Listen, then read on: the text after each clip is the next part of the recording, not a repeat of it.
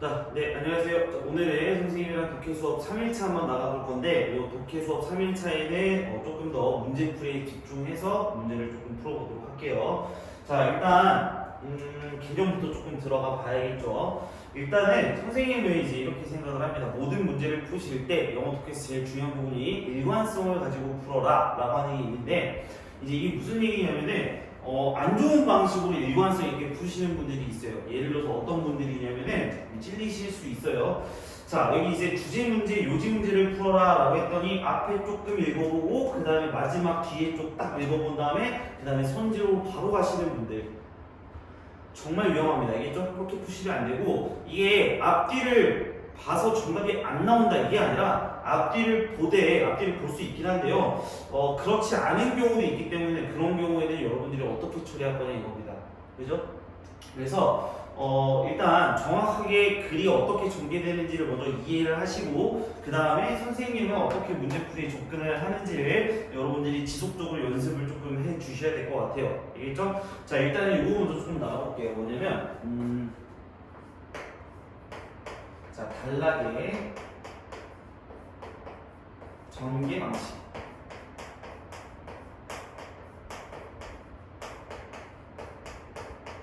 자, 이건데 단락의 전개 방식이 뭐냐면은, 자, 우리가 국어 같은 경우에는 이 단락이 모여가지고 글이 되지 않습니까? 자, 예를 들어서 이런 겁니다. 자, 요게 이제 주어 동사 하나 있으면 이제 문장이 되는 거고, 요게 쌓여가지고 하나의 단락이 만들어지는 겁니다. 이렇게 이제 하나의 단락이 만들어지는 거고, 이게 모이면 이제 글이 되는 거겠죠. 그래서 이 단락이라고 하는 거는 기본적으로 뭐냐면은 이 원칙을 반드시 고수를 해줘야 됩니다. 어떤 원칙이냐면은 이 단락 속에서는 무조건 주장이 하나이다. 오케이? 주장이 무조건 한 개여야 되고요. 요지도 하나여야 되고, 요지도 하나. 그죠? 그리고 또 뭐도 하나? 제목도 하나. 이런 식으로 이제 가는 거예요. 이게 이제 다 같은 얘기가 되겠죠. 자, 무조건 이 글 속에서 말하려고 하는 거는 되게 많지만 무조건 주제는 하나가 될 수밖에 없다는 그 원칙을 꼭 지켜줘야 돼요. 근데 요런 게 있어요. 이게 아무래도 모의고사 문제 같은 경우에는 우리가 이제 수능을 대비하는 거지 않습니까? 물론 이제 모의고사 문제 중에서도 오류가 조금 있는 문제들도 있긴 하지만 일단 기본적으로 수능 문제에서는 뭐냐면요. 자, 이렇게 이제 가정을 한번 해봅시다. 자, 수능에서 만약에 24번 주제 문제가 나왔어. 자, 주제 문제가 나왔는데 예를 들어서 뭐 1번이랑 3번이랑 헷갈렸다라는 거야. 1번이랑 3번이랑 헷갈렸어. 이렇게 있는데 뭐 다 지우고 1번이랑 3번이랑 헷갈린 거야. 그래가지고 딱 봤어. 딱 봤는데 난 이제 1번으로 찍었다 이거야. 1번으로 찍었는데 정답을 보니까 이제 3번이었습니다. 그래서 이제 글을 다 뒤져본 거야. 뭐 원문도 찾아보고 그리고 막 이거 막 전문가한테도 물어보고 해가지고 너무 열받아. 내가 봤을 때는 아무리 생각해도 3번밖에 될 수가 없어 라고 생각이 되면은 보통 사람들은 뭘 하냐면은 평가원에다가 뭘 해? 의의 제기를 하죠. 그죠? 이의 제기를 하는데요. 이게 평가원에서는 이게 문제가 됩니다. 왜 문제가 되죠? 우리나라에서 수능을 볼 때, 그죠? 잘 생각해보세요. 우리나라에서 수능을 볼 때 진짜 튀는 나라입니다. 시험 본다고 해가지고 비행기도 그때 안 뜨고요. 듣기 하는 시간에는 비행기도 안 떠요. 그리고 막 아침에 경찰 난리 나죠. 그죠? 막 수험생들 지각할까봐 다 태워주고. 그리고 뭔가 수능에서 부정행위를 저지르는 사람은 굉장히 많은 질타를 받습니다. 그죠? 그렇기 때문에 수능에서 이의제기가 나온다? 별로 달갑지가 않아요. 이해가셨죠? 자, 그렇기 때문에 문제를 만들 때 애초에 어떻게 만드냐면은 이렇게 이제 만드는 거예요. 뭐냐면 이 주장, 제목, 요지 이런 문제에 한해서는 무조건 제목 또는 주제가 만약에 답이 3번이라고 했어요. 그러면 이 문장이 무조건 이 안에 비슷한 표현 아니면 똑같은 표현이 나와줘야 됩니다. 다시 자, 무조건 이의제기가 있을 수도 있기 때문에 추상적으로 글을 표현한 다음에 그거를 그냥 대뜸 쓰지 않아요. 무조건 그 안에 웬만하면은 주장이 똑같은 문장이 이제 담겨 있다. 이제 그 문장을 누가 빠르게 찾느냐 이건데, 자, 이 경우에서 내가 이제 1번이라고 생각했는데 3번이라고 내가 정답을 다시 1번이라고 생각하고 이제 1번을 답을 찍었는데 정답이 3번이었어. 이건 이제 왜 헷갈리는 거냐면요. 이제 이런 거예요. 예를 들어서 지문 속에서 1번 선지에 관한 내용도 나와 있는 거야. 여기 어디에? 여기 앞에 쪽에. 됐어? 앞에 쪽에 1번 선지에 대한 내용이 나와 있고, 그리고 이 중간 쪽에는 뭐가 나와 있냐면은 3번 선지에 관한 내용이 나와 있어. 이 둘 중에서 어떤 문장이 주제문인가, 이제 요거를 논리적으로 여러분들이 찾아내셔야 돼요. 이게 이 문제의 요지고요. 조금 위험할 수 있는 게, 만약에 이렇게 앞에 쪽 읽고 뒤에 쪽 읽었는데 얘랑 내용이 달라. 그러면 그때 여러분들 어떻게 하실 거죠? 그렇지 않습니까? 그러니까 무조건 이게 앞뒤만 본다고 해가지고 능사가 아니라는 거야. 알겠죠? 너무 그런 학생들이 많아가지고 선생님이 먼저 좀 강조를 하고 가는 겁니다. 자, 그러면 대표적인 이제 단락의 전개 방식을 알아야겠죠. 대표적인 단락의 전개 방식은 크게 두 가지가 있다라고 보시면 됩니다. 다시 글의 전개 방식은 크게 두 가지. 자, 첫 번째는 뭐냐면 요런 다이아몬드식 전개 방식이 있고, 일단 적어봐요. 그리고 두 번째는 뭐냐면 이렇게 이제 모래시계 형태의 글의 전개 방식이 있다.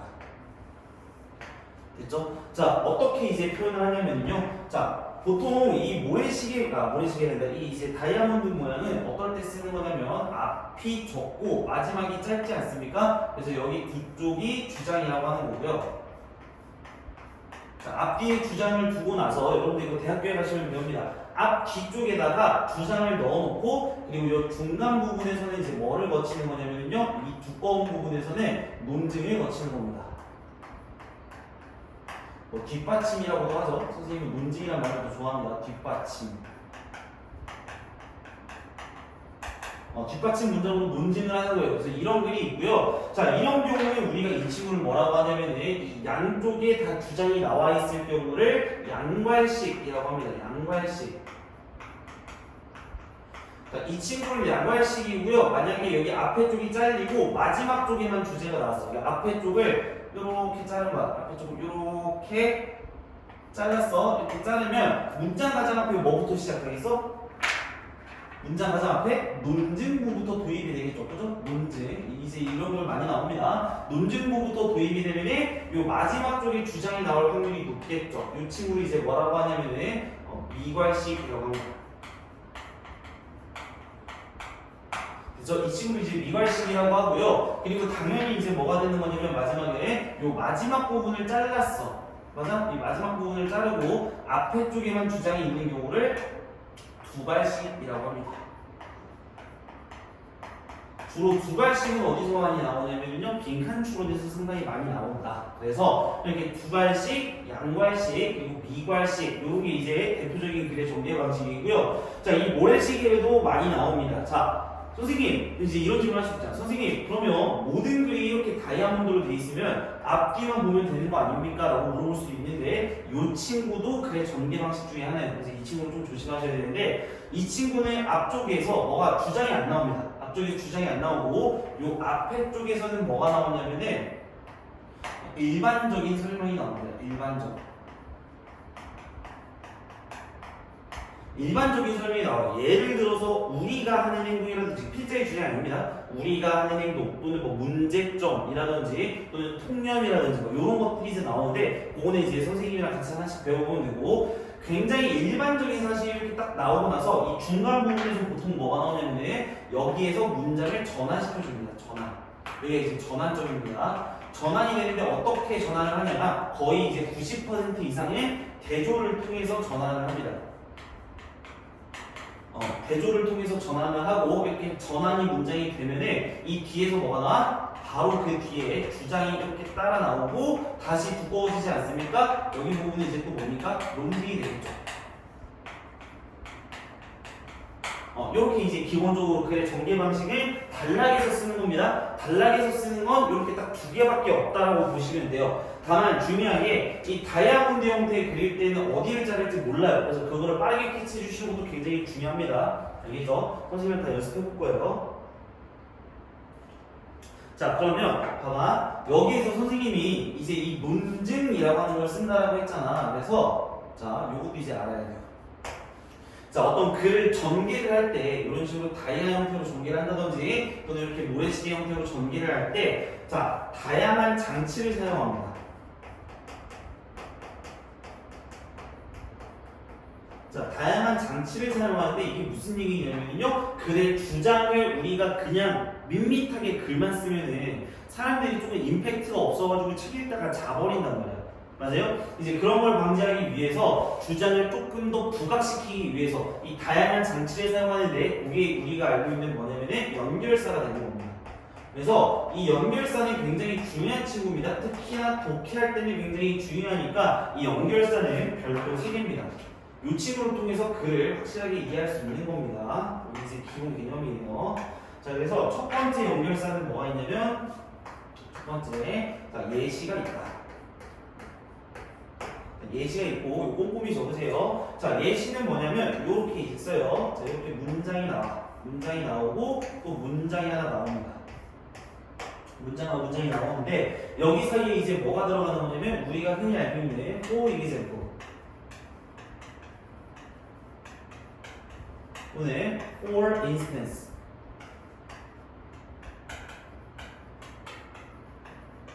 자, 요런 친구가 나오는 게 이제 특징입니다. 그래서 예시가 나오면은 자, 앞에 쪽에서는 무조건 이제 뭐가 나와줘야 되냐면요. 어떤 추상적으로 설명을 하는 게 일반적이에요. 굉장히 추상적이고요. 나중에 이제 글 읽으시면 느낌이 올 겁니다. 추상적이고 굉장히 일반적이고 혹은 보통 개념 같은 걸 설명하는 경우가 많죠. 두루뭉실하게 그렇게 이제 이야기를 펼쳐 나가고요. 보통 이 예시가 나오면 굉장히 구체적인 수치가 나오거나 또는 뭐 날짜가 나오던가 연구가 나오던가 이런 것들이 다 이제 예시 일부고요. 구체적인 사실이 나오면서 이렇게 뒷받침을 해주는 겁니다. 자, 그러면 이렇게 이제 보셔야 돼요. 자, 앞에 추상적인 말이 나오고 일반적이고 개념적인 말이 나왔어. 근데 for example이랑 for instance가 안 나왔어. 안 나왔는데 갑자기 구체적인 사실이 나온다. 아, 예시가 생략되는 경우가 굉장히 많습니다. 다시. 자, 추상적이고 이런 개념이 나왔을 때 구체적인 사실이 바로 나오게 되면 for example이 생략된 거다라고 생각을 하시면 되고 여기서도 여러분들이 하나 조심하셔야 되는 게 자, 그럼 선생님 이게 논증부가 들어간 거니까 거의 100%이 친구가 만약에 주장인가요? 라고 하면은 그거는 아닙니다. 그거는 아니고 아무 내용이 둘 중에 하나예요. 자, 첫 번째로는 이게 주제니까 강조하는 경우가 있어요. 선생님이랑 다 배울 거예요. 주제니까 강조를 해서 이 논증부로 들어가는 경우가 있고 두 번째는 뭐냐면은 그냥 설명을 조금 더 하기 위해서. 근데 왜 설명을 조금 더 하냐면 이 개념이 중요하니까.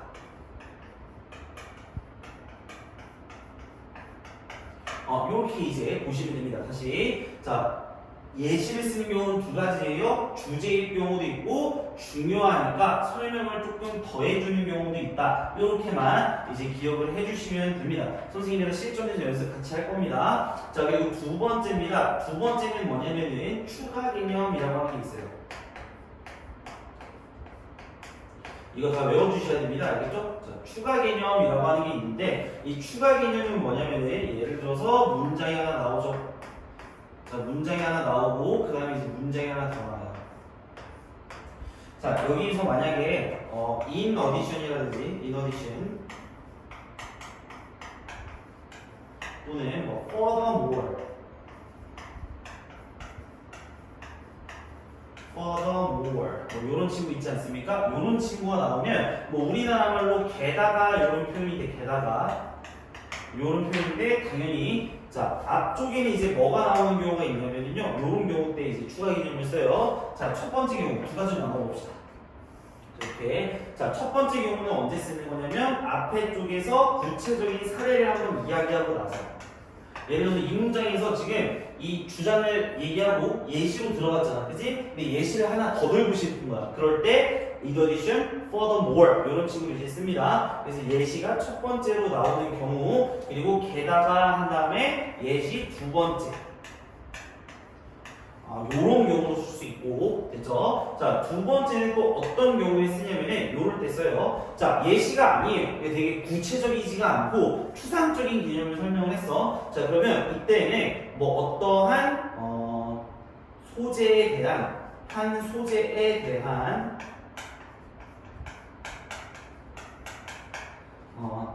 특징 나열입니다. 특징 나열. 됐어요? 소재에 대한 특징 나열. 그리고 이게 당연히 특징 첫 번째, 그리고 밑에가 있는 게 특징 두 번째가 되겠죠. 이렇게 이제 기억해 주시면 됩니다. 그래서 추가 개념은 이런 식으로 쓰고, 자, 여러분들 이거 세 번째 이제 계속 가봅시다. 자, 세 번째는 대조입니다. 자, 대조인데 대조는 별표 칠게요. 이거 굉장히 중요합니다. 자, 대조는 언제 쓰냐면 이렇게 이제 씁니다. 자, 뭐냐면 주어랑 동사, 주어랑 동사. 자, 이렇게 나왔는데 여기 사이에 이제 뭐 들어가는 겁니까? but이나 however.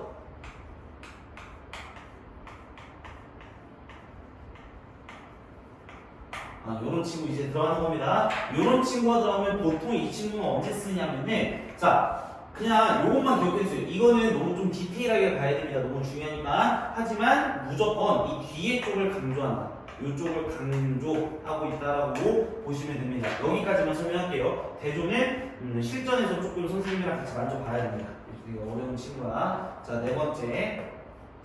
자, 인과관계입니다. 인과관계인데 이 친구도 굉장히 중요합니다. 자, 인과관계가 왜 중요하냐면은, 자, 보통 우리가 인과관계를 되게 많이 쓸 것 같단 말이에요. 예를 들어 봅시다. 자, 내가 정말 배가 고팠기 때문에 나는 라면을 먹었다. 라면을 그 자리에서 삶아 먹었다. 라는 얘기를 갑자기 딱 했어. 이야기를 줄줄 하다가, 내가 저번에 진짜 배가 고파가지고 라면을 막 끓여 먹었어. 이 얘기를 이제 하는 이유가 뭐냐면요. 봐봐. 원인과 결과잖아. 내가 배가 고파서, 그죠? 라면을 먹었어. 결과. 배가 고파서 라면을 먹었어. 이 얘기 지금 왜 하는 거냐면 결국에는 그냥 라면 먹었다라는 거 아닙니까? 그죠? 거기다가 잘 봐. 여기 이제 결과 쪽에다가 조금 더 포커스를 둬야 되는 거고, 결론적으로는 이 친구를 이야기를 왜 하는 거냐면, 자, 원인과 결과를 이야기할 때는 중요하지 않은 거에다가 이야기하지 않는단 말이야. 다시 원인과 결과를 이야기할 때 이 짧은 문장 안에서, 됐어? 이 짧은 문장 안에서 뭐뭐하기 때문에 뭐뭐하다 이렇게 두 문장이나 써야 되잖아. 그 문장을 허투루 쓰지 않는다.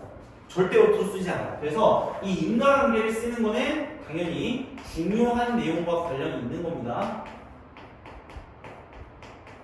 그냥 허투루 쓰지 않아요. 자, 그리고 이 인과관계를 나타내는 친구도 굉장히 많아요. 그래서 그 친구도 선생님이랑 같이 배워볼 겁니다. 자, 그리고 다섯 번째입니다. 환원입니다. 환원.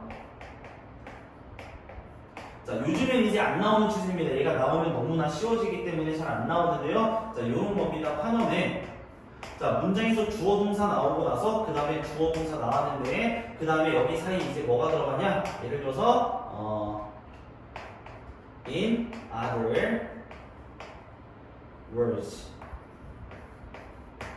이런 거죠. 다시 말해서 이런 건데, 보세요.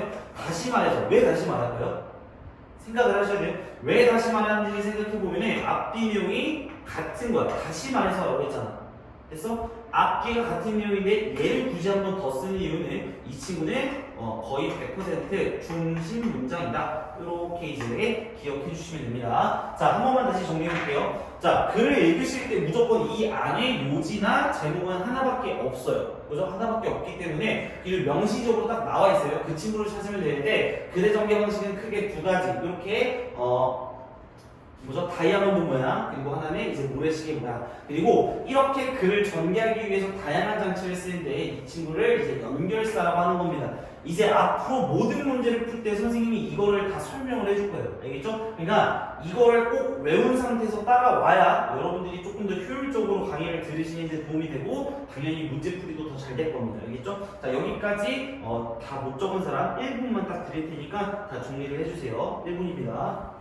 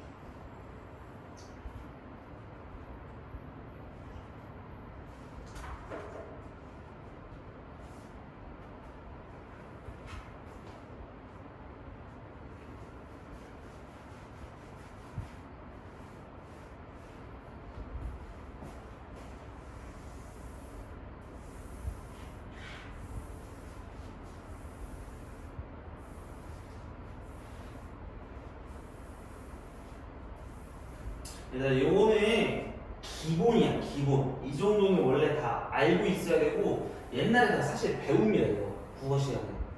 국어잖아요. 이 영어로 된 국어니까 이거 다 배우는 거야. 여러분들이 기억이 안 날 뿐입니다. 됐죠? 자, 그러면 본격적으로 이제 문제 풀이 할 건데 문제를 어떻게 풀려면 이제 먼저 문법적으로 조금 어려운 문장이 있는 경우에는 선생님이 이렇게 좀 어려운 문장 먼저 설명을 하고 그 다음에 이제 본격적으로 문제 풀 때는 독해에만 조금 집중을 할게요. 알겠죠? 자, 일단 여기 보시면은 1번 문장 every morning 여기로 이제 시작되는 부분인데 네 번째 줄인가요? 다섯 번째 줄이네요. 자, 여기 먼저 조금 봅시다. 자, every morning 매일 아침에 commit to 자, commit to 요 친구에다가 밑줄 딱 쳐봐요. commit to 초록색 형광펜 그리고 어디에다가 초록색 형광펜 치냐면 commit to ing 그리고 and 이렇게 이제 초록색 형광펜 표현 구조니까 잘 잡으셔야 돼요. 자, 일단 commit to라는 뜻이 무슨 뜻이냐면은 자, 이렇게 이제 나옵니다. 이 친구는 어디에 헌신하다 이런 뜻이야. 헌신하다. 됐어요? 어디에 헌신하다 이런 뜻인데 여기 있는 to가 되게 투부정사 쓰고 싶게 이제 생겼잖아요. 투부정사 쓰시면 안 됩니다. 자, 전에 배웠었던 이제 look forward to 이런 친구 이제 기억나시죠? look forward to 이 친구도 똑같이 이 to에 동사 쓰면 안 된다고 했잖아 선생님이. 이 친구 이제 동사 쓰면 안 되는 친구인데 commit도 똑같은 친구입니다. 내신에서 정말 잘 나오는 친구고요. 이 친구는 뒤에 ing 동명사를 써주는 경우가 제일 많습니다. 이렇게 됐어요? 뜻은 어디에 헌신하다고요. 자, 그러면 deal with니까 무엇을 처리하다지 않습니까? 자, 계속 가보죠. 그러면 헌신해라. 뭐 하는데 헌신해라? dealing with 처리하는데 헌신해라 라는 거죠. 자, the item on your to-do list 당신의 to-do list라고 하면 해야 하는 목록이야. 당신의 해야 하는 목록에 적힌 이 아이템들을 처리하는데 헌신하세요. 자, that you are dreading the most. 당신이 가장 dreading이라고 하면 끔찍히 생각하는 이런 뜻입니다. 끔찍히 생각하는 거, dread, 끔찍하게 생각하다 또는 두려워하다. 자, 당신이 가장 두려워하는 그러한 아이템을 먼저 처리하세요. and 그리고 do it 그것을 먼저 하세요. 자, before anything else 다른 무언가보다 먼저 하세요. 자, 이렇게 이제 해석하시는 거고요. 이쪽 조금 이 정도만 쳐내주시면 돼요. 자, 그다음에 2번 문장이고요. imagine 여기는 맨 마지막 문장이죠. 책에는 3번이라고 써있는 그쪽입니다. 그쪽 아래쪽 imagine 거기부터 조금 보면요. 봐봐. 자, imagine 이렇게 나왔으니까 동사원형 문장 가장 앞에 나온 거거든요. 뭐뭐 해라 이제 명령문이에요. 자, 그러면 상상해 보아라. 자, how good 얼마나 좋은지 it will feel 여기서 이제 바로 딱 닫아봐. 그러면 봐. 자, 그것이 얼마나 기분이 좋을지를 상상해봐라. 이런 이제 내용이 되겠죠. 자, 근데 여기서 중요한 거는 이겁니다. 자, 이세다가 초록색 형광펜 치시고 그리고 여기 뒤에 있는 to have gotten over 이 친구는 초록색 형광펜을 쳐봐. 자, 이 친구도 이제 한 번만 다시 하겠습니다. 내신 때 했던 기억이 있는데 봐봐요. 요거예요. 예를 들어서 자, 동사가 앞에 있겠죠. 뚝뚝 가다가 이렇게 to 부정사가 이렇게 딱 나오거나 혹은 to have pp라는 친구가 나왔어. 됐어? 이 친구의 이제 뉘앙스만 아시면 되는 건데 뭐냐면은 자, 이 to 동사가 나왔을 때는 이 친구는 이렇게 이제 기억하시는 겁니다. 해석은 뭐뭐 하는 것. 오케이? 이렇게 해석하는 거고 to have pp는 해석을 어떻게 하시냐면은 이 친구는 뭐뭐 했던 것. 이렇게 해석을 하는 거고 자, 여기서 이제 해석만 이렇게 한다는 겁니다. 자, 이 친구의 문법적인 의미는 뭐냐면 본동사와 같은 시제라는 뜻이에요.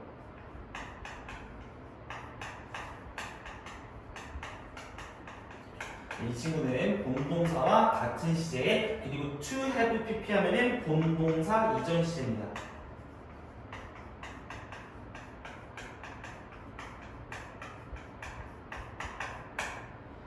예를 들어서 봐.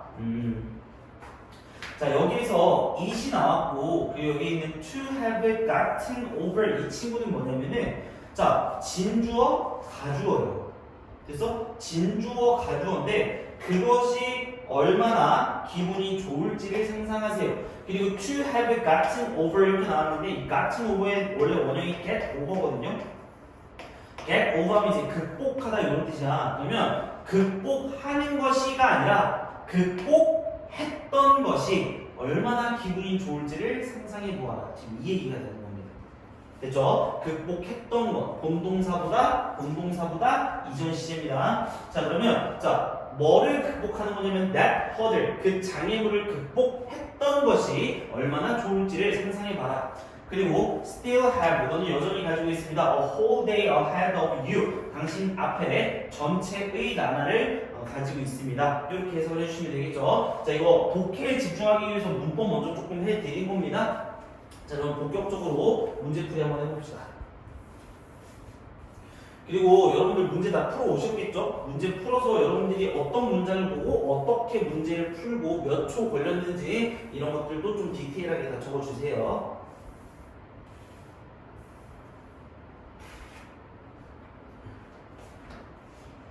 자, 그러면 1번 문제풀이 한번 가봅시다. 자, 우리가 좀 공을 들이면서 풀으셔야 돼요. 자, 봅시다. 자, 아까 전에 이제 문장의 기본 전개 방식을 알려줬잖아. 이번에는 뭘 알려줄 거냐면은 주제 문제 접근법. 이걸 좀 알려줄게요. 주제 문제 접근법. 선생님은 주제 문제를 어떤 식으로 접근을 하느냐면은 자, 이렇게 이제 접근을 하는 겁니다. 뭐냐면 자, 주제에서 제일 중요한 거 첫 문장입니다. 첫 문장. 잘 봐요. 자, 첫 문장이 제일 중요한 문장인데 이 첫 문장이 어떤 특징을 가지고 있느냐에 따라서 그의 전개 방식이 많이 달라집니다. 자, 한번 보죠. 첫 문장이 만약에 긍정이다 혹은 부정이다. 자, 이런 경우 두 가지밖에 없습니다. 다시 첫 문장이 긍정이냐 부정이냐 이걸 가지고 선생님의 글을 문제풀이 방식을 나눕니다. 자, 어떻게 나누냐면요. 자, 여기서 이제 긍정이 무슨 말이냐 또는 부정이 무슨 말이냐 이거 먼저 설명을 해드릴게요. 자, 부정이라고 하는 것은 어떤 문제점을 가리키는 겁니다. 자, 여기서 부정은 낫이 아니에요. 낫 이런 게 아닙니다. 낫이 들어갔다고 부정문이 아니라 문제점, 뭐 안 좋은 거 있지 않습니까? 이런 것을 선생님은 부정이라고 생각을 하는 겁니다. 이런 거 이제 부정이라고 생각하고, 자, 문제점이 아니고 그냥 두루뭉실해. 뭐 쉽게 생각하면은 문제점이 아니면 다 긍정이야. 됐어? 그냥 일반적인 그림이다. 됐어요? 이렇게 이제 두 가지는 아니는데, 자, 이거를 항상 연습을 해주셔야 돼요. 이거를 저랑 진짜 엄청나게 많이 연습을 하셔야 됩니다. 이 첫 문장 혹은 크게는 두 번째 문장까지 읽으신 다음에 뭐 하시는 거냐면 긍정이냐 부정이냐고 나누는 거야. 알겠죠? 그 느낌 오실 겁니다. 하시다 보면. 자, 그리고 요 긍정일 때는 크게 두 개, 부정일 때는 크게 두 개 이렇게 이제 나뉘는 거예요. 또. 자, 긍정이었어. 첫 문장이 문제점은 딱히 아니었어. 그러면 글은 크게 논증부로 들어가는 경우가 있을 거고 읽다 보면은 논증부로 진입을 하는 경우가 있어요. 자, 이 두 번째는 대조가 나오는 경우가 있죠. 읽으시다가 논증이 나올 때도 있고 대조가 나올 때가 있다. 됐어요? 자, 이 대조가 나오는 경우가 뭐냐면요 주장문이라고 하는 거고요. 그리고 이 논증이 나오는 걸 뭐라고 하냐면은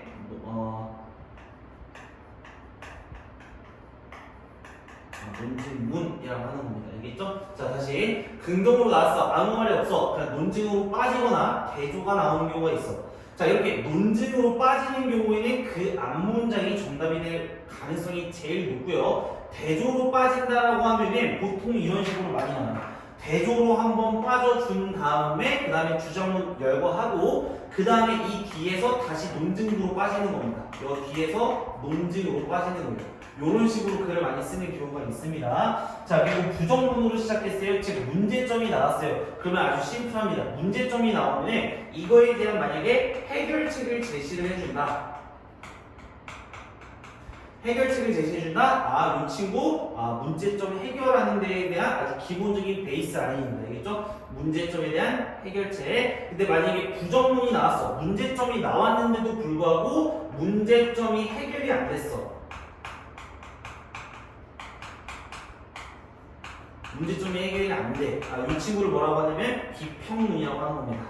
이때는 문제점 자체가 주제가 되겠죠? 이때는 비평문이라고 하는 거고, 자, 글의 전개 방식은 이 4개에서 끝납니다. 알겠죠? 모든 문제 다 이걸로 끝나요. 자, 그리고 나머지 조금 디테일한 사항은 문제 잡으면서 좀 같이 해봅시다. 자, 첫 문장 갑니다. 자, 첫 문장에다가 노란색 형광펜 칩니다. 어디부터 어디까지 노란색 형광펜 치냐면은, 여기, 이 물음표. 자, engaged in부터 I said at the frog. 여기다 노란색 형광펜 칩니다.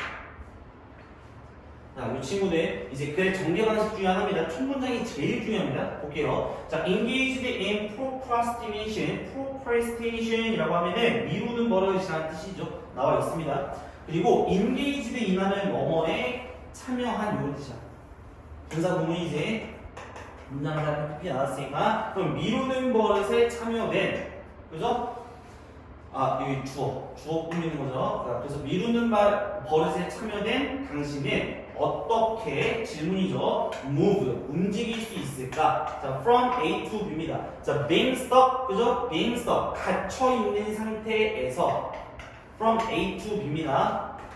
갇혀있는 상태에서 자, 어떻게 doing the most difficult task, 하루에 가장 어려운 일을 하는 것으로 이동할 수 있을까? 지금 이거죠. 자, 이거는 기본적인 구조입니다. 자, 일단은 문장 가장 앞에 질문이 보통 나오지 않습니까? 그러면 질문이 나오면 이 친구에 대한 대답 먼저 찾는 겁니다. 왜냐면 질문보다는 대답이 훨씬 중요하니까 이 대답에서 주장이 어떤 거일지 유추해보는 겁니다. 가장 기본적인 구조예요. 자, 그러면 어떨까? 라고 물어봤으니까 무조건 뒤에 쪽 보면 돼. 자, 나는 얘기합니다. 뭐라고요? Eat the frog. 개구리를 먹어라 라고 이야기를 한답니다. 자, 일단 이 글의 주장은 개구리를 먹어라. 그래서 개구리를 먹어라인데 이게 지금 무슨 말인지 모르겠잖아. 개구리를 먹어라는데 이게 무슨 말인지 모르잖아. 그러면 자, 이미 주장은 나왔어. 주장은 나왔는데 이 뒤에서 뭐가 나왔냐면은 자, 글 이해하는 겁니다. 자, Mark Twain quotes라는 말에다가 노란색 형광펜 칠게요. 자, 이 친구 왜 나왔냐면 지금 뭐로 들어간 겁니까? 논증부로 들어간 거죠. 즉 개구리를 먹어라 라고 주장을 이야기하면서 논증부가 나온 거예요. 그러면 이 개구리를 먹어라가 무슨 말인지 모르겠으니까 논증부에는 조금 더 자세히 설명이 돼 있을 거 아니야. 이해갑니까? 그래서 아래쪽으로 탁 내려가시는 거예요. 자, eat a live frog first thing in the morning. 아침에 첫 번째로 살아있는 개구리를 먹어라. 됐어? 자, and 그리고 nothing worse. 그러면 nothing worse will happen. 어떠한 나쁜 것도 일어나지 않을 것이다. To you, 당신에게 일어나지 않을 겁니다. The rest of the day. 그날 하루의 나머지 동안에 당신에게 더 안 좋은 건 일어나지 않을 겁니다. 끝났죠. 자, 개구리를 먼저 먹으면 뭡니까? 개구리보다 맛없는 건 없겠죠. 그럼 그 얘기하는 겁니다. 1번 하기 싫은 일에 시간을 낭비하지 말아라. 이거 아닙니다. 개구리를 먼저 먹으라 했어요. 2번 어렵고 싫은 일을 하루 중 가장 먼저 해야 된다. 정답 세모 2번이죠. 업무가 주는 과도한 스트레스 아닙니다. 힘든 일을 해결하려면 여러 명이 협동해야 된다. 아니고요. 해야 할 일의 목록을 저녁에 작성해야 된다. 저녁에가 아니라 아침에 개구리 먼저 드세요 라고 했죠. 그죠? 정답은 2번입니다. 문제는 정말 간단하게 풀리는 겁니다. 나머지 문장 조금 빠르게 보면서 글의 구조 조금 정리합니다. 자, every morning, 그죠? 자, 매일 아침 헌신해라. Dealing with the item on your to-do list. 당신의 해야 될 목록 위에 있는 아이템 중에서 너가 가장 끔찍해 하는 것을 먼저 해라. 그리고 그것을 다른 것부터 먼저 해라. 이게 이제 아까 해석했던 내용이죠. 자, mornings, 아침이라고 하는 것은요, 여기부터 조금 더 자세하게 설명하는 거예요. 주장은 이미 나왔고, 아침이라고 하는 것은 특히나 보다 이상적입니다. 뭐를 위해서요? 자, when you need to be productive, 그죠? 자, 당신이 굉장히 생산적이기 위해서 뭐에 대해서 on creative task, 어떤 창의적인 과제에 대해서 생산적이기 위해서 아침은 굉장히 이상적입니다. 예를 들면 뭐예요? writing, 글쓰기와 같은 것들이죠. 자, because, 노란색 형광펜 칩니다. 자, 왜냐하면 이런 내용이죠. 자, 문제를 다양한 방식으로 풀어볼 겁니다. 자, 여기에서 because가 나왔죠. 자, 원인과 결과죠. 뭐뭐 하기 때문에 원인이 나오고 됐어요? 그리고 앞에 결과가 나온다고 하지 않았습니까? 자, 이 친구 왜 쓴다라고 했었냐면은 그래서 중요한 내용을 말하기 때문에 쓴다라고 했었죠. 그럼 봐. 자, 아침이 이상적이야. 창의적인 일을 하는데 됐어요? 왜냐하면 you have fewer distractions. distractions 하면 정신 집중 방해하는 겁니다. 자, 다시 이때 정신 집중 방해하는 것. 자, 당신의 정신 집중 방해하는 것들을 더 조금 가지고 있기 때문이고, 그리고 당신의 마음이 is free of the stresses, 스트레스에서 해방되었기 때문이야.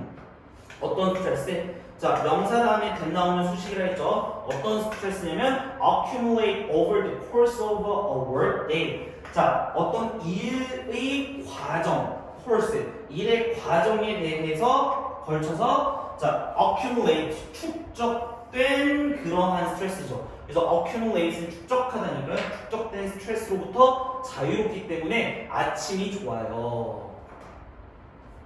됐어요? 아침이 좋아요. 하루 중 가장 먼저 해야 된다. 아침이 좋기 때문이죠. 이해갑니까? 하기 싫은 일에 시간을 낭비하지 마라. 이런 내용 없고요. 아침에 하는 게 아니지 않습니까? 업무가 주는 과도한 스트레스에서 벗어나야 된다. 뭐 이거 아니고요. 힘든 일을 해결하려면 여러 명이 활동해야 된다. 이것도 아침에 하는 거 아닙니다. 저녁 아니고요. 자, 그래서 정답은 어떻게 봐도 2번입니다. 이해 가시죠? 자, 계속 한번 가보죠. While diving into undesirable task, first thing. 자, 마지막 문장 노란색 형광펜 칩니다. 노란색 형광펜 칩니다. 자, 문장 가장 앞에 쪽에서 지금 뭐 나왔습니까? 여기에서 주장 나왔고, 그 다음에 중간 부분에서 이 사람이 이야기하면서 논증부 이야기 들어갔고요. 그 다음에 맨 마지막에서 뭐 했습니까? 주장 재진수입니다. 이렇게 이제 기억하시면 되고, while부터 여기 끝까지 노란색 형광펜 치면 지금 이 글은 기가 막히게 이 다이아몬드의 형태라고 이제 보시면 되는 겁니다. 주장, 논증, 주장 이렇게.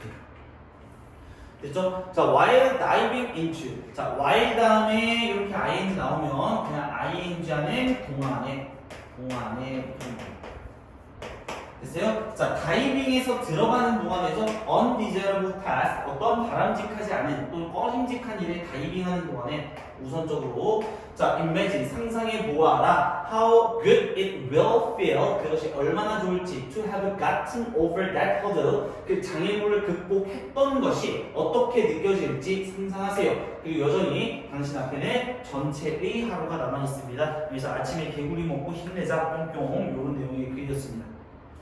됐죠? 자, 이 문제 푸는데 진짜 빨리 풀어야 돼요, 여러분들. 이거 아무것도 아닙니다. 자, 넘어갑니다. 그 다음에 2번이에요. 어려운 문장 먼저 처리하고 조금 가보죠. 자, a perfect example. 자, 훌륭한 본보기는요, of this. 이것에 대한 훌륭한 본보기는, 지금 얘가 주어가 되는 거고요. 훌륭한 본보기는 is다. 뭐뭐이다지 않습니까? 근데, 선생님, is라는 비동사 뒤에 이렇게 접속사가 나올 수 있나요? 문장 끝났는데요? 나올 수 있어요. 독해니까 너무 신경 쓰지 마시고 이 친구는 그냥 어떻게 하면 되냐면 뭐뭐 하는 중에 있다 하면 돼. 다시 이것에 대한 완벽한 본보기는 이거 책 몇 페이지냐면요. 몇 번째 줄이냐면 두 번째 줄이에요. 헤매지 마세요. 두 번째 줄 오른쪽 끝입니다. 그래서 이것에 대한 완벽한 본보기는 아이들이 경기를 하고 있는 중 에 있습니다. 아이들이 경기하는 게 좋은 본보기다. 이런 뜻이 되겠고요. 자, 그 다음에 2번 문장은 어디에 있냐면요.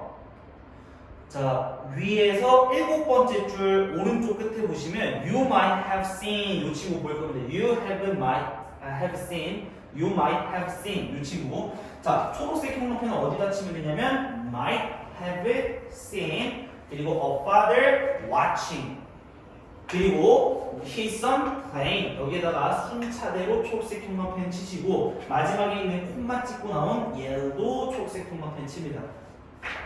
자, 요거 이제 이해하셔야 돼요. 봐봐요. 자, 뭐냐면 일단 might 이 친구부터 처리해볼게요. 자, might 동사랑 might have cookies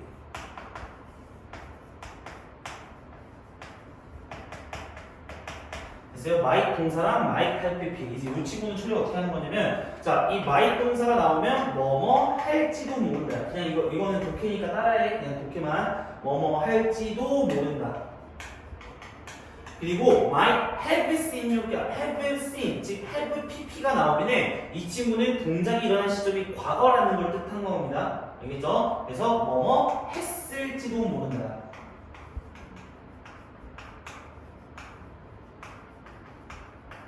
됐어요? 독해 시간이니까 여기까지만 할게요. 자, 뭐뭐 할지도 모른다, 뭐뭐 했을지도 모른다. 이렇게 해석해 주시면 되고, 지금 문장 보면은 선생님이 이런 얘기 했었지. 지각동사라고 하는 거 see, hear, feel. 요런 이제 지각동사가 나올 때 목적어 나오고 나서 이 뒤에서 동사나 ing나 pp 나온다라고 했었지. 그래서 이렇게 문장 나온다라고 했었을 때 보고, 듣고, 느끼는 건데 목적어가 이 동작들을 하는 걸 보고 동작 받는 걸 보고, 듣고, 느낀다라고 했었잖아요. 근데 여기 있는 see라는 동사나 watch라고 하는 동사나 가가 가야 똑같은 친구야. 이해갔어? 그럼 봐봐. 자, 너는 봤을지도 모른다. 볼지도 모른다. 아니라 봤을지도 모른다. 뭐를요? father, 아버지가 watching, 지켜보는 것을, 지켜보고 있는 걸 네가 봤을지도 모른다. 이런 얘기야. 근데 여기 이 ing에 걸려있는 이 watch라는 동사도 지각동사니까 뭐가 나온다? his son이라는 목적어랑 play이라는 여기 이제 또 나오는 거죠. 그래서 해석을 조금 해보시면은, 자, 너는 봤을지도 몰라요. 아버지가 그의 아들이 경기를 플레이하고 있는 것을 보고 있는 걸 네가 보았을지도 모른다는 거야. 이해갔어? 이렇게 해석하는 겁니다. 그리고 콤마 ing는 해석 어떻게 하다 했습니까? 그리고 ing 하다. 됐어? 그리고 ing가 그리고 고함을 치는 것을. 자, 누구에게? at him. 그에게 뭐 하기 위해서? to point out his errors. 그의 실수를 지적하기 위해서. 자, 어려운 문장은 먼저 조금 다 처리했습니다. 그래서 어려운 문장은 딱히 없어요. 질문 안에서. 자, 그러면 바로 문제 한번 풀어볼게요.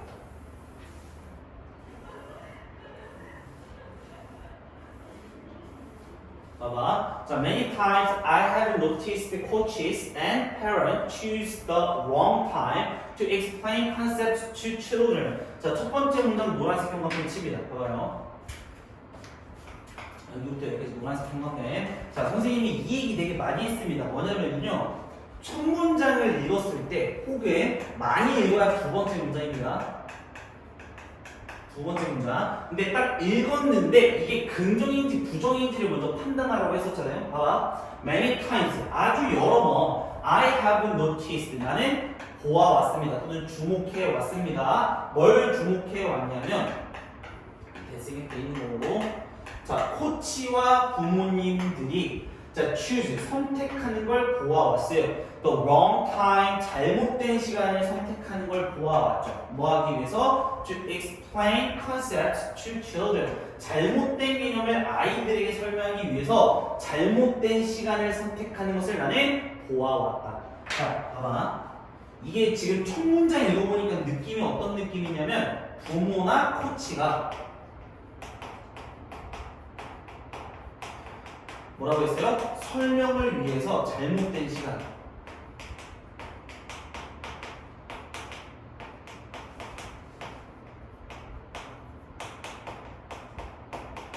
지금 요걸 한다 했잖아. 잘못된 시간을 선택한다 했잖아. 지금 이게 뭐냐면 좋은 말이 아니지 않습니까? 설명을 위해서 잘못된 시간을 가르친다는 게 좋은 얘기가 아니니까 이 친구는 뭐가 되는 겁니까? 지금 이제 문제점이 되는 거죠. 문제점. 잘못된 시간을 선택하니까. 됐어? 그러면 글이 어떻게 정리가 된다고? 부정어로 출발했으니까 해결책이 나오거나 잘못된 시간을 하지 않기 위해서는 뭐뭐 해야 된다 이렇게 나올 수도 있고, 아니면 문제점을 해결하지 않고 그냥 이거를 비판만 할 수도 있다고. 글이 전개가 될 수 있는 건 그거 두 개밖에 없다고. 부정문이니까. 이해가요? 자, 그럼 한번 가봅시다. 이것의 완벽한 사례가 봐봐, 이거 헷갈리면 안 돼. 여기 있는 사례는 왜 나왔냐면은 이거를 설명하기 위해서잖아. 맞아? 이건 논쟁부는 맞긴 한데요. 논쟁부에서 이게 문제점을 해결해 주는가, 해결하지 않는가, 요걸 이제 봐야 되는 겁니다. 알겠죠? 자, 완벽한 사례는 아이들이 경기를 하고 있을 때입니다. 자, as coaches, 어떤 코치로서 the only time I talk strategy. 자, 여기요. 자, 여기 있는 the only time이 주어고 유일한 시간은 여기 가로입니다. I would talk strategy. 내가 말해주는 전략을 말해주는 유일한 시간은 was it during a time out, time out이나 또는 after the game, 경기가 끝난 이후입니다. This is because, 별표 노란색 框해칩니다. 자, 이것은 뭐뭐이기 때문이다. 자, 이거 가지고 한번 정답 찍어봅니다. 자, this is because라고 했으면 이것은 뭐뭐이기 때문이다. 지금 인과관계 나온 거잖아. 맞아? 이 얘기 지금 왜 한다고? 중요하니까. It is really difficult. 그거 정말로 어렵습니다. 뭐 하는 것은요? 가주어, 진주어죠. 그리고 for children은 의미상 주어입니다. 뭐뭐시, 뭐뭐 갑니다. 자, 아이들이 자, to play and listen at the same time. 동시에 플레이를 하면서 듣는 것이 굉장히 어렵기 때문에 저는 전략을 언제만 얘기합니까? 타임아웃이나 경기한 이후에 설명을 합니다. 지금 이게 부모님들이 고르는 게 아니라 얘가 고르는 거잖아, 코치로서. 맞아요? 이거 봐봐요. 1번, 칭찬은 아이가 운동을 더 좋아하게 만든다. 1번 아니죠? 지우세요. 2번, 지나친 운동은 아이의 집중력을 저하시킨다. 아니고요. 아이와 대화할 때는 온전히 아이에게 집중을 해야 된다. 아닙니다. 시기를 잘 고르라고 했어요. 4번, 구체적인 예를 들면 경기 규칙을 설명하는 것이 좋다. 아닙니다. 경기 중인 아이에게 설명을 하는 것은 효과적이지 않다. 정답 5번이죠. 왜냐면 아이들은 동시에 들을 수가 없으니까. 하면서 들을 수가 없잖아. 이 정답은 5번이 되겠죠. 나머지 문제 읽어보면서 우리가 좀 봅시다. 그러니까 이거에 대한 지금 해결책을 제시해 준 거잖아. 맞아? 설명을 위한 잘못된 시간을 하니까 언제 해라? 타임아웃이나 아니면 경기 끝나고 해라. 그쵸 이게. 나머지는 그럼 다 뭐야? 나머지는 그렇지 논증이 이제 들어가겠죠. 계속해서. 자, I would only say words of encouragement while the children were playing. 자, 계속 이제 얘기하는 겁니다. 자, 저는요, only say, 단지 그냥 이야기만 합니다. 자, 뭐만 이야기하냐면요, 자, words of encouragement, 어떤 격려의 말만 이야기를 합니다. 자, 뭐 하는 도중에는요, 자, while, 뭐뭐 하는 도중에, 자, 그 아이들이 자, were playing, 경기를 하는 도중에는 격려의 말만 합니다. 그쵸, 근데.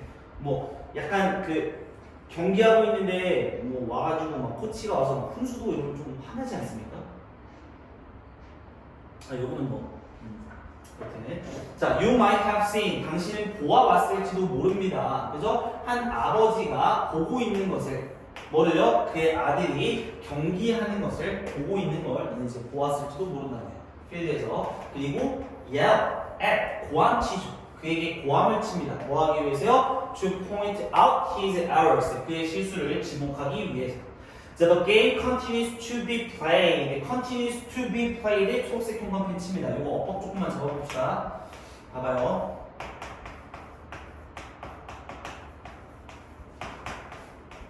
자, 원래는 continue to 동사가 나오면은 자, 이게 뜻이 뭐냐면 계속 뭐뭐 하다지. 계속 뭐뭐 하다. 그래서 계속 뭐뭐 하다인데 만약에 여기에서 continues to be PP. 자, 이렇게 나오면 이 친구는 뭐냐면 계속 동작을 받고 있다. 이렇게 이제 가면 되는 거야. 그냥 수동태일 뿐입니다. 이 친구는. 됐어요? 자, 그럼 봐. 그 경기는 continues to be played. 계속해서 뭐가 됩니까? 경기가 진행됩니다. 자, 뭐 하는 도중에 while the child is trying to pay attention to what his father is telling him. 자, while 했으면 뭐뭐 하는 동안이죠. 여기서는 동안. 그래서 뭐 하는 동안 그 아이가 is trying to pay. 집중하려고 하죠. 그죠? pay attention to 하면 어디에 집중하답니다. 집중하기 위해서 노력하고 있는 동안에 그죠? 경기는 계속된다는 거예요. 자, 뭐에 집중을 하냐면 what 덩어리죠? What his father is telling him. 자, 아버지가 그에게 말하고 있는 것을 계속 집중하기 위해서 계속 집중하려고 시도하는 동안에 경기는 계속되는 겁니다. 그래서 children need to be able to concentrate on the task at hand. 아이들은 뭐 할 필요가 있습니까? 집중할 수 있을 필요가 있다. 어디에? 그 과제에 at first 우선적으로 다시 at hand 하면 우선적으로 또는 다른 문장에서는 가까이에 이런 뜻으로 쓰입니다. 가까이에 됐죠? 자, 그 다음 문장 children 아이들은요 can play 경기를 할 수 있어요 or 또는 they can listen 그들은 들을 수가 있어요 but 그러나 like adults 어른들처럼 it is almost impossible for them to do both at once. 자, 맨 마지막 문장 노란색 형광펜 칩니다. 맨 마지막 문장 노란색 형광펜. 자, 이것도 지금 뭡니까? 맨 마지막 문장에서 논지 한번 더 이야기를 해준 겁니다. 요거. 여러분 그렇다고 해가지고 뭐야 계속 마지막 문장에 주장이 있는데 이거 뭐 봐도 되는 거 아니야? 그렇게 하지 마. 고3 내내는 그거 힘들어요. 그렇게 하는 거. 알겠죠? 무조건 정식으로 풀 수 있도록 연습을 하시는 거예요. 알겠죠?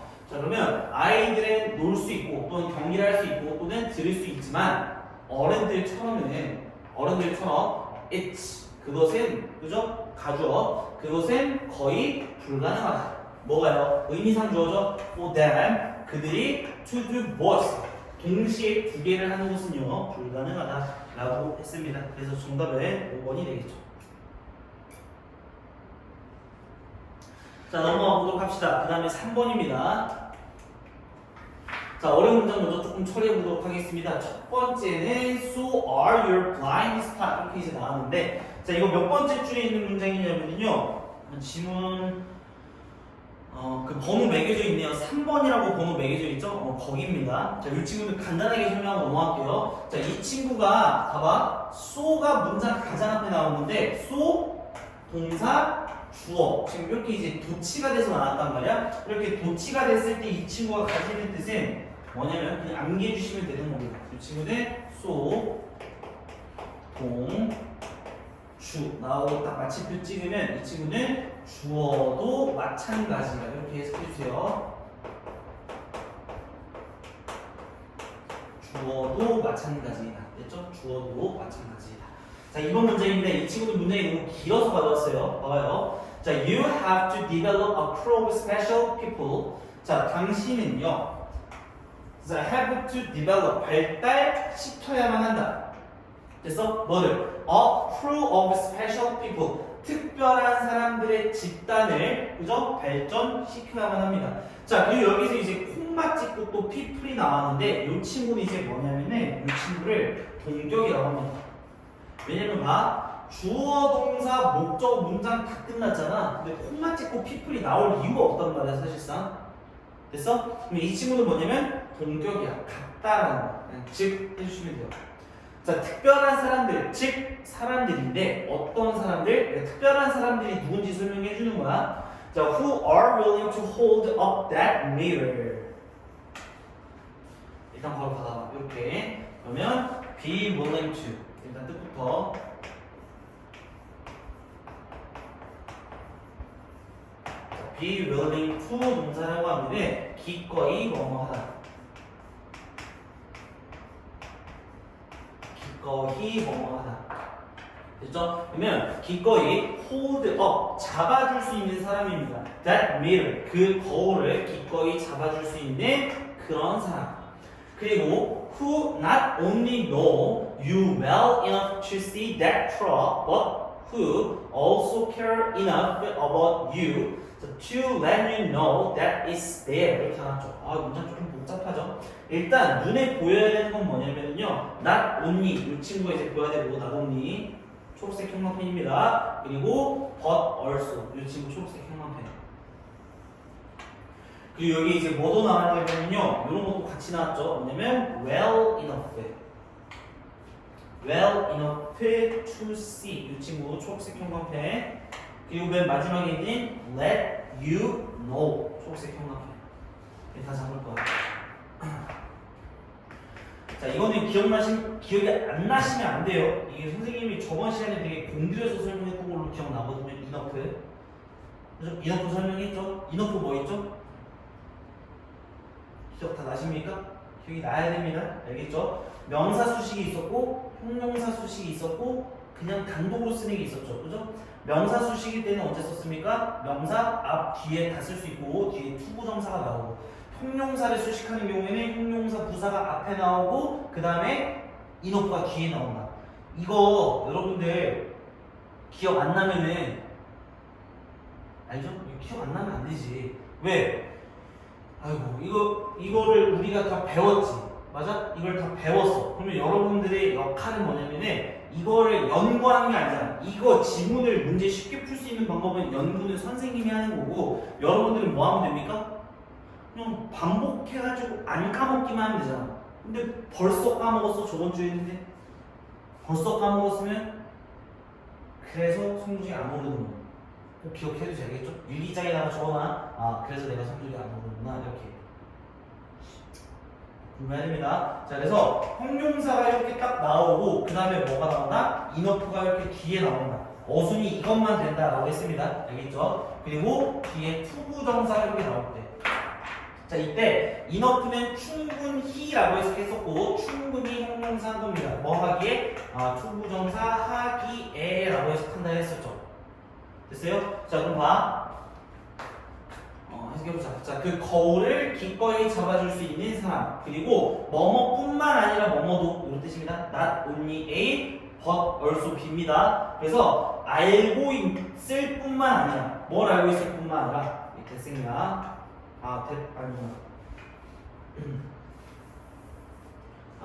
자, 알고 있는 사람이죠. 너를 well enough, 충분히 잘 알고 있는 사람이야. 뭐 하기에? To see that truck, 그 트럭을 보기에 충분히 잘 너를 알고 있을 뿐만 아니라 who also care enough, 충분히 관리해 줄 수 있는 사람이죠.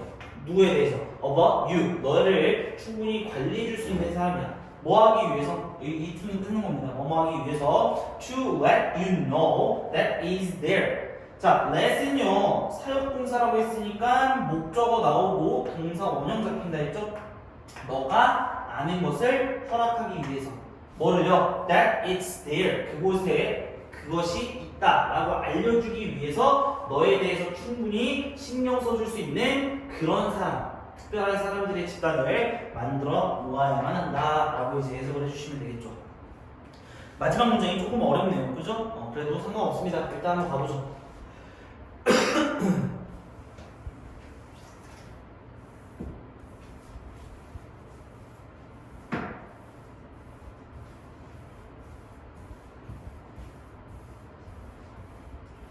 자, 한번 봅니다. 다음에 요지로 가장 적절한 것은 이라고 했는데 첫 문장이 무엇보다 중요하다고 했었죠. 자, personal blind spot부터 어디까지냐면요. 여기 don't know까지 노란색 형광펜 칩니다. 노란색 형광펜. 자, 꼭 읽고 나서 생각해야 된다. 봐봐. 자, personal blind spot. 자, 개인적인 blind spot 하면은 보이지 않는 점이지. 즉, 맹점이라고 하는 겁니다. 자, 개인적인 맹점은요, are area, 어떤 지역인데, 어떤 지역이냐면, are visible, 보이는 지역이래요. 누구에게는? to others, 다른 사람들에게는 보이지만, not to you, 너에게는 보이지 않는 장소입니다. 자, 첫 문장 읽어보고 만약에 이게 문제점이라는 생각이 긴가민가해. 맹점이라고 하는 것은 다른 사람에게는 보이지만, 나에게는 안 보인다. 문제점인가? 라는 생각이 조금 들면은요, 한 문장 더 읽어보셔야 돼요. 선생님은 딱 보고 이게 이거 문제점이구나 아는데 안 그럴 수도 있잖아. 그래서 조금만 더 읽어보자. 자, the developmental challenge, 그 발전하고 있는 그 challenge는 도전 과제죠. 즉, challenge는 여기에서 되게 안 좋은 느낌이에요. 당면 과제 이런 느낌? 그럼 봐, 맹점에 대한 점점 더 커지는, 즉 developmental이라고 하면은 발전하는 또는 발전의, 그러니까 점점 더 커지는 도전하시면 되겠죠. 점점 더 커지는 도전은 자, is that 이야기 뭐냐면 you don't know what you don't know. 자, 너는 모른다는 거죠. 글쎄요, 너는 모른다는 거예요. What you don't know. 너가 무엇을 모르는지를 너는 모른다 라고 하는 게 직면된 과제래요. 이거 진짜 이거 별표 쳐야 돼. 이거 진짜 명언 아니야 이거? 응? 너네가 뭘 모르는지 너네도 모른다고. 이게 되게 중요한 거야. 선생님이 맨날 필기 다 해라라고 하는 이유가 그 당시에는 이해가는 것 같은데 돌아서면 모른다니까? 너가 그걸 제대로 알고 있는지도 모른다니까. 그 사실조차 몰라. 그러니까 필기 다 해야 돼. 필기 안 하는 친구들이 너무 많아. 응? 갑자기 못 내게 되는데 잘 봐. 첫 문장 딱 읽었어. 그러면 자, 이 맹점에 대한 점점 더 커지는 도전이 너가 모르는 것을 무엇을 모르는지 널 모른대. 이게 무슨 얘기야? 그냥 무슨 얘기인지 몰라도 돼. 그냥 문제점이구나 하면 돼. 됐어? 이게 지금 문제점이잖아. 그러면 여기에서 이제 우리는 심플하다고. 뭐냐면은 이거에 대해서 문제 해결책이 나올 것인가 안 나올 것인가 거기에만 집중해가지고 글을 읽으면 된다고. 지금 이해 갔지? 자, 한번 가보자. Like that area in the side mirror of your car. 선생님, 자동차가 나왔는데 구체적인 논지가 아닙니까? 아, 논지는 맞는데 이게 지금 문제점이니까 뭘 봐야 되는 거라고요? 해결책이 나오는지 봐야 된다고. 자, 보면 자, 그 당신의 자동차의 사이드 미러, 그죠? 그죠? 사이드 미러에서 이 지역처럼, 아, 수식이 아니군요. 이렇게 끊는 거죠. 그 지역처럼. 자, where, 수식이죠? Where you can see that truck in the lane next to you. 당신 옆 차선에 있는, 레인 하면 차선입니다. 당신의 옆 차선에 있는 그 트럭을 볼 수 없는 당신의 차의 그 사이드 미러에는 미러에 있는 그 지역처럼 자, personal blind spot 이 개인적인 맹점은요. 자, can easily be overlooked. 자, overlook 하면은 간과하다입니다. 간과하다. overlook 간과하다. 이제 수동태니까 해석해봐. 이런 개인적인 맹점은 쉽게 간과될 수 있습니다. 자, because 이유가 뭐냐면 자, 이것도 노란색 쳐봐. 선생님, because가 나오면 다 주제입니까? 아니죠. 그게 아니죠. because가 나왔을 때 잘 봐봐. 봐봐, 지금 이 글을 전체적으로 봐야 돼. 그래, 전체적으로 보면 문제점이 나왔지. 됐어? 문제점이 나오고 해결책이 나와야 되잖아. 제일 좋은 글이라면. 그래서 해결책이 나와야 되는데 사실상 얘들아 해결책만 중요한 게 아니라 문제점도 중요하잖아. 그래서 선생님이 처음에 강조했을 때 뭐라고 했었냐면은 중요한 부분을 강조한다고 했으니까 문제점 강조할 수 있고 해결책 강조할 수 있다고. 그러니까 심플하게 생각해서 뭐하라고? 해결책만 찾아라고. 해결책이 안 나오면 비평글, 해결책이 나오면 주장문. 자, 왜냐하면 너는 아예 모르기 때문이야. 그 존재를 아예 모르기 때문이야. 이거는 뭐냐면 문제점을 지금 강조한 거잖아. 됐어? 계속 한다. 해결책 나올 때까지 읽는 거야. 자, they can be equally dangerous as well. 자, 그들 또한 마찬가지로 위험할 수 있다는 거죠. 이건 뭐 해결책이 아니죠. 자, that truck you don't see. 자, 그 트럭이 너는 보이지 않습니까? It's really there. 그거 거기 있어요. 자, so are your blind spot. 너의 blind spot. 이 맹점도 똑같습니다. Just because you don't see them. 자, do not, does not mean죠. So they can run you over. This is where you need enlist the help of others. Okay. 자, 문화식 행동 여기다 쳐놔. 자, this is where you need to enlist the help of others. 자, 봐봐. 이게 문제점 나왔으니까 해결책 나올 때까지 읽어야 되잖아. 그럼 봐. 자, 그것들은 똑같이 위험해. 마찬가지로 그 트럭이 너는 보이지 않습니까? 이게 해결책이 아니죠. 자, it's really there. 그거 정말 거기 있어요. 너의 맹점도 똑같아요. 지금 이런 내용이고. 자, 단지 뭐 때문에? 단지 너가 don't see them. 그것들을 보지 못한다고 해서 does not mean 의미하는 것은 아닙니다. 자, they can run you over. 그들이 너에게 달려들 수 없다 라는 걸 의미하지 않는다라고. 그러니까 안 보인다고 달려들 수 없는 게 아니잖아. 그치? 자, this is where. 자, 이곳은 뭐뭐 할 수 있는 곳이다. 이런 표현입니다. This is where. 자, you need to enlist. enlist 이제 뜻 적어놔요. 도움을 요청하다.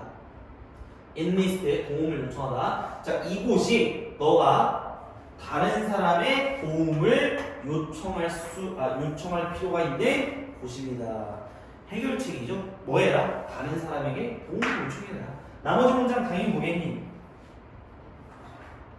문제이겠죠. 지금 해결책 바로 나왔잖아요. 그죠? 심플합니다. 자, 1번. 모르는 부분을 인정하고 질문하는 것이 중요하다. 아니죠. 도움을 요청하라고 했습니다. 맹점에 있어서. 2번. 폭넓은 인간관계는 성공에 결정적인 영향을 미친다. 아니고요. 3번. 자기 발전은 실수를 기회로 아닙니다. 주변에 관심을 가지고 타인을 도와주는 것이 바람직하다. 아니고요. 자신의 맹점을 인지하도록 도와줄 수 있는 사람이 필요하다. 정답 5번이죠. 이렇게 보시면 될 것 같습니다. 나머지 문장 빠르게 해석해볼까요?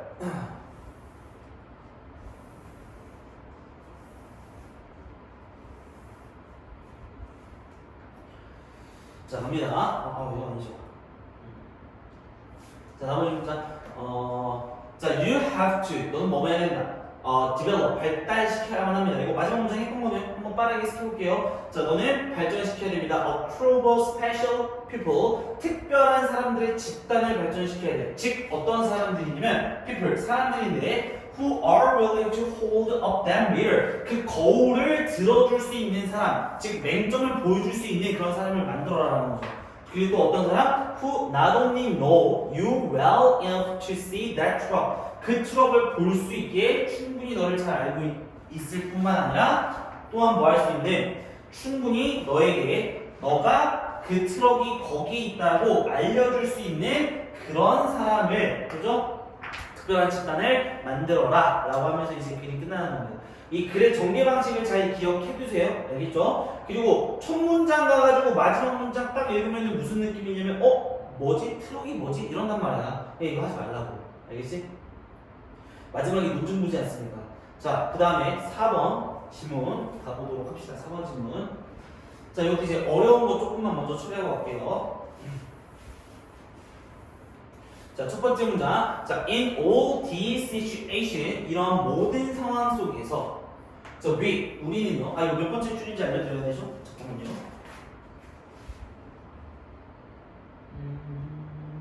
세 번째 줄 오른쪽 끝입니다. 세 번째 줄 오른쪽 끝에 in all these situations 여기입니다.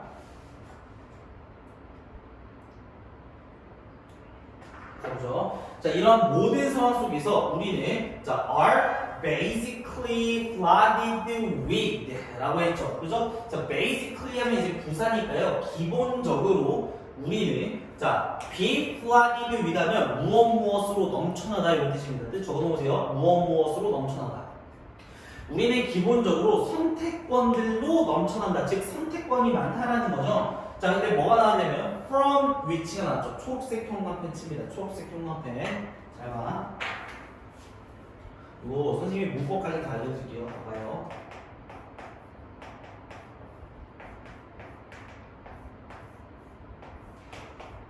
자, 명사가 이렇게 딱 나오고 나서 여기 뒤에서 전치사 관계대명사.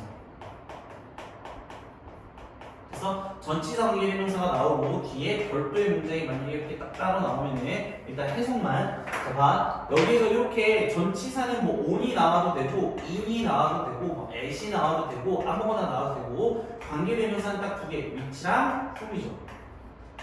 위치랑 who만 나와요. 그리고 주어 동사 목적어 나오면 이 친구를 해석할 때 두 가지 방식으로 해석하면 돼요. 이 친구를 해석 안 하고 그냥 넘어가도 되고 해석 안 하고 그냥 주어가 동사하는 안명사 이렇게 해석하셔도 되고 두 번째 방식에 자, 이 위치랑 whom의 느낌을 살리는 거야. 봐봐. 이 위치랑 whom이 뭘 받냐면은 앞에 있는 명사를 받거든. 오케이? 그러면 여기에다가 그 명사를 집어넣는 거야. 예를 들어서 명사, 그 명사 위에서, 그 명사 안에서, 그 명사에서 주어가 동사한다. 이렇게. 한번 같이 해보자. 봐봐. 선택권들로 넘쳐나는데 어떤 선택권이냐면 첫 번째 from which 전치사 위치가 나왔으니까 이 친구 뭐 한다? 해석 안 하고 그냥 주어가 동사하는 안명사 한다고. 그래서 그럼 봐. 우리가 선택할 수 있는 옵션들로 넘쳐난다. 이렇게 해도 되고 우리는 기본적으로 넘쳐납니다. 선택권으로 넘쳐납니다. 어떤 선택권이야? 그 선택권으로부터 우리가 선택할 수 있습니다. 이렇게 두 가지 방식으로 처리하시면 됩니다. 여러분들이 편한 방식으로 하시면 돼요. 이거는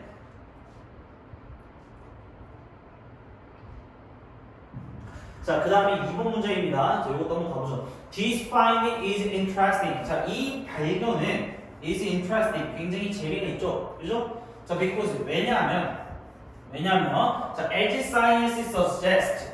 자, 봐봐. 콤마 중간에 들어간 친구는 무조건 삽입구입니다. because가 이렇게 딱 나오고 나면은 뒤에 문장이 나와야 되지 않습니까? 문장이 나와야 되는데, 이렇게 콤마 찍혀 있으면 이 친구는 해석 안 하셔도 돼요.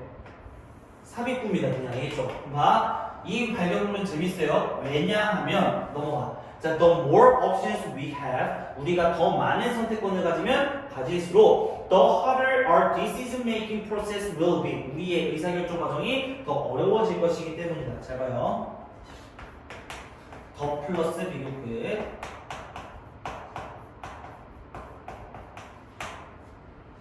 그리고 쉼표지고 더 플러스 비교끝.